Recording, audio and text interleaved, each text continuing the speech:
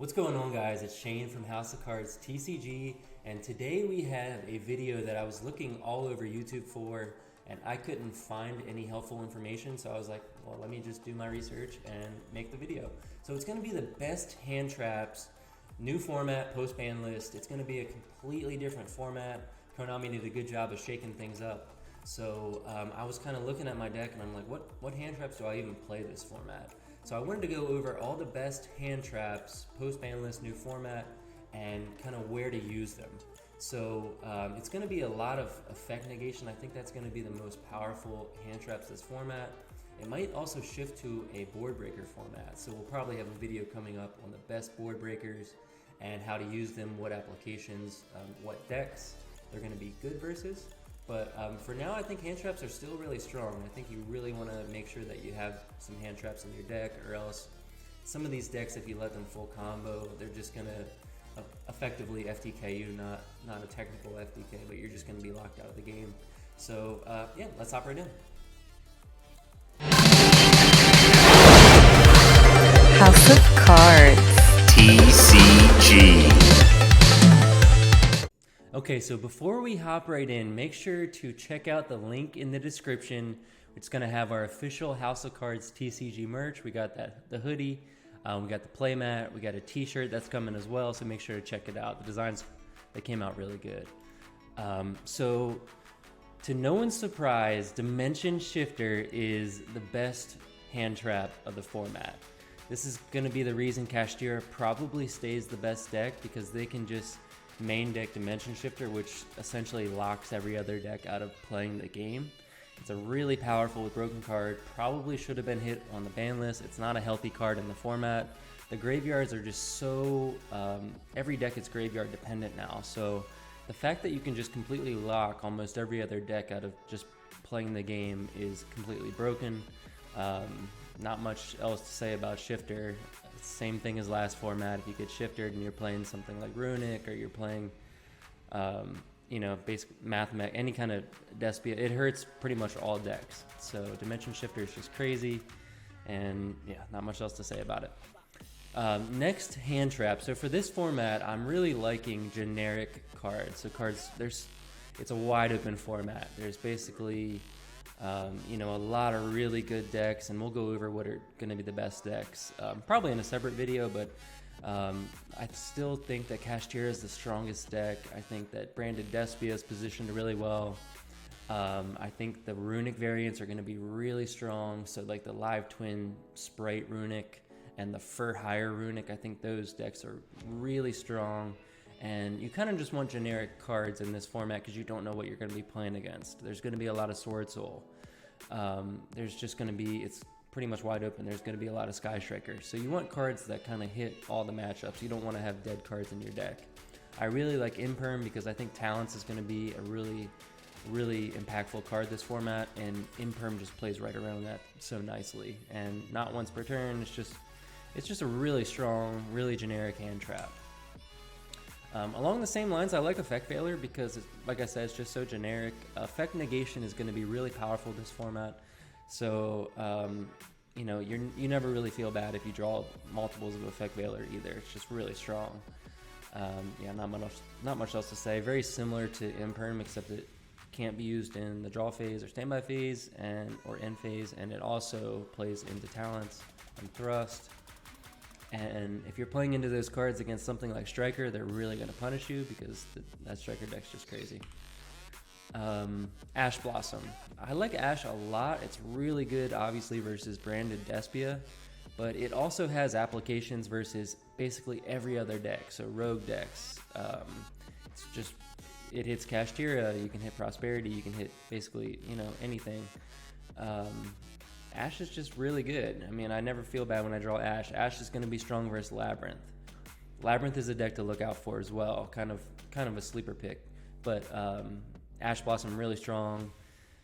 Like I said, you just want to have cards that are really good into the field because the field's wide open. So having an Ash is something that's going to be really impactful. Droll and Lockbird. Surprisingly, this card I think is still going to be really good. Like I said, Runic decks are really well positioned in this format because there's not one crazy combo deck like Super Heavy Samurai that completely made Runics unplayable. Last format, you could not play a Runic deck because you would flat out auto lose going second against a super heavy board that has infinite negations. You just can't play through it.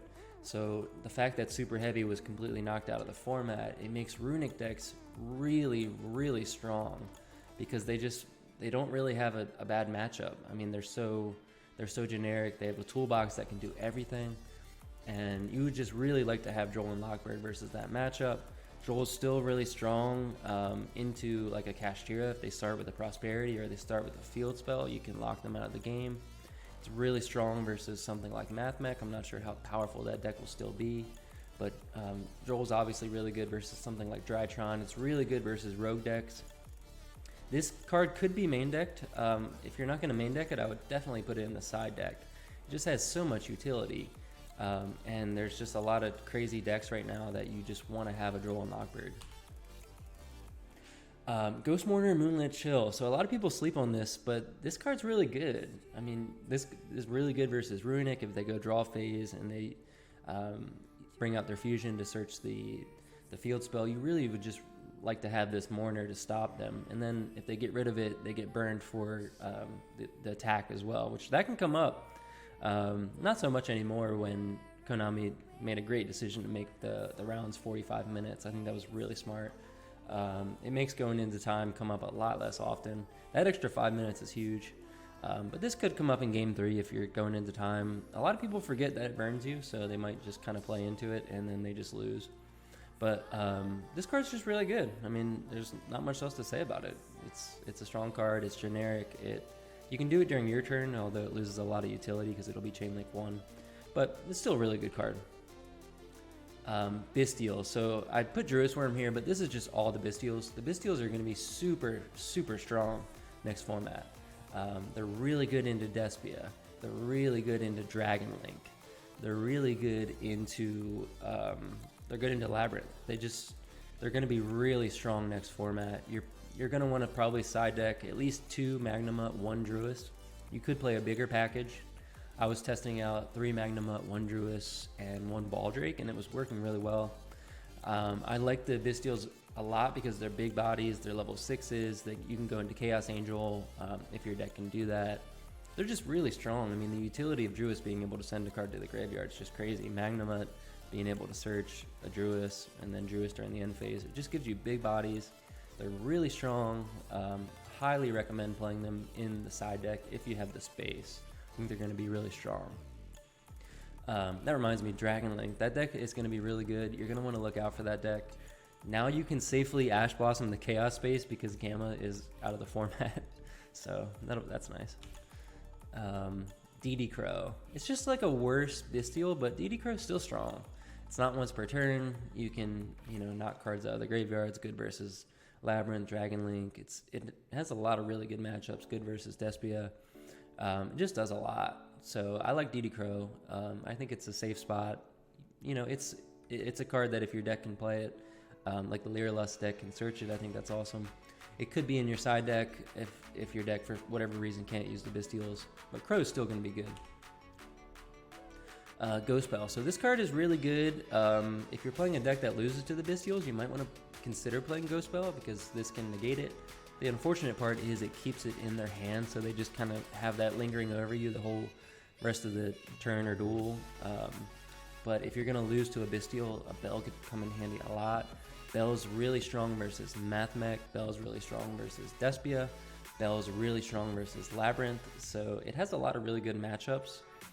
It's a card that you could side deck. A lot of these are going to be good in the side deck. The side deck space is tight. But having the Bell is really nice. I've been testing Bell a lot. I think it's a really strong choice this next format, and it's come in handy a lot for me. Next card is going to be Nib. This one's kind of fallen out of favor. It used to be a main deck card because of Kashtira, and now I'm not sure that Kashtira is even going to be playing into it as much because they don't have the Diablosis. So they're not going to be playing as combo heavy. It might be an Arise Hard Pass, kind of like a Zodiac style deck where they just kind of control the tempo. And in that case, your Nib's going to be dead. But I think there are going to be some strong combo decks that come forward anytime a format's lacking a combo deck, there's normally some that kind of come out of nowhere. So Nib could be a really strong card in your side deck. I don't think I would main deck it. I mean, Kashtira sometimes is playing like the Raid Raptor build, which they do play into Nib hard. So you could Nib them, but it's kind of a gamble. I wouldn't really like it in the main deck. If Sword Soul starts really popping off, then yes, Nib is going to be a main deck card because that deck just dies hard to Nib. So even with the new Yang Zing stuff, you have to play in the Nib.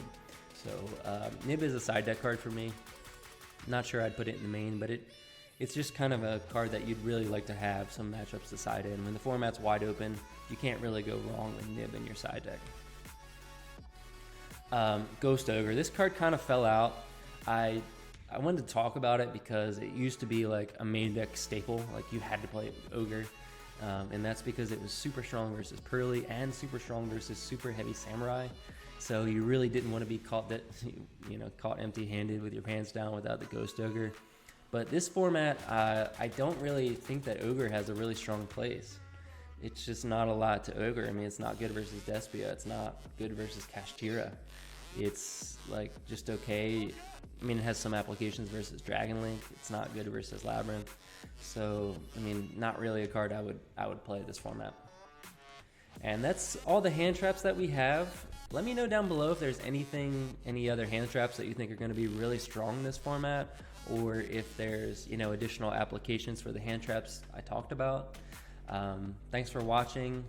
Make sure to like the video, subscribe to the channel. We're pushing for 4,000 subs. We appreciate all your support. And this is Shane from House of Cards TCG, signing out.